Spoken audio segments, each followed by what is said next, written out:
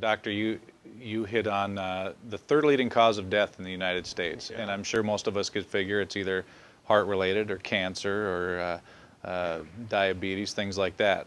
Can you clue us into what that is and why?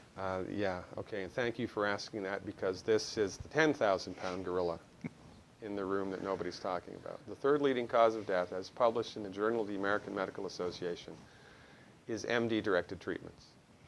This means you go to a medical doctor, an MD, he gives you a treatment and you die from it. According to the United States Department of Health and Human Services, 15,000 Medicare patients a month are killed by MD treatment, and nobody goes to jail. A handful of terrorists fly 2 planes into the Twin Towers. 3,500 people die, and we go to war. But 15,000 people a month are killed by medical doctor treatments, and we don't bat an eyelash. This is because we have been, I don't want to say brainwashed, that's not the correct term, but we have been, for the last 100 years, kind of led into this false belief. You know, I think it was Marcus Welby that started it, that the medical doctor is king and knows everything about everything. And really, you need to just shut up and follow your medical doctor's advice. Most people in the United States have no idea at all of the history of the evolution of medicine in the United States. In the early 1900s, it was a relatively level playing field between the chiropractors, the osteopaths, the homeopaths, and the MDs. In 1915, 1920, there was something called the Flexner Report.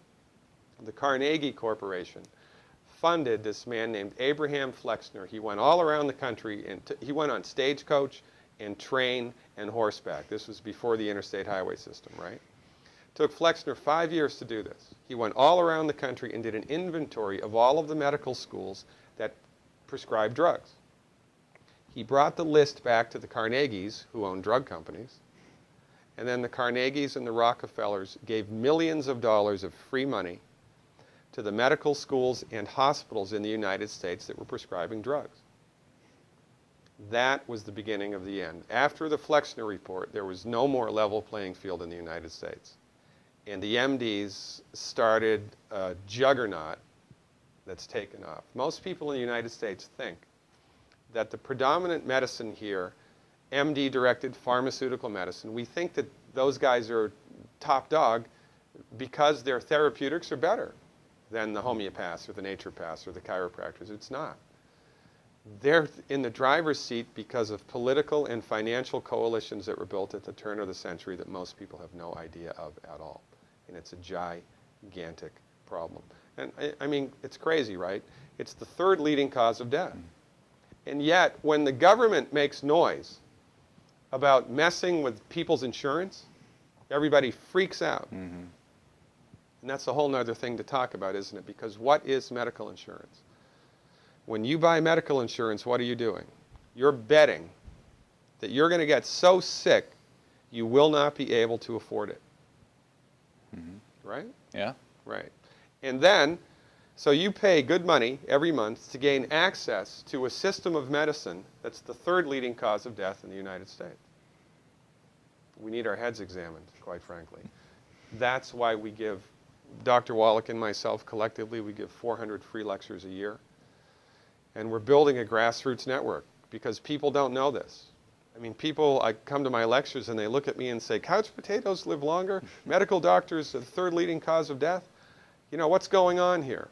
We're like the people, you know, in Galileo's time saying, hey, everybody, you know, it's the sun that's at the center of the solar system, not the earth. Well, hey, everybody, the earth is round, it's not flat. Or, hey, everybody, slavery's a bad thing. Right? This is, we have a social agenda here. Why do we have a social agenda? Because people are suffering needlessly. You wouldn't believe, as God is my witness, you would not believe the things that I've seen people recover from in holistic medicine. The body's ability to fix itself is remarkable. And most of the time, all that the body needs to do that is the raw materials that it needs to do that. And we need to stop eating food that's hurting the body.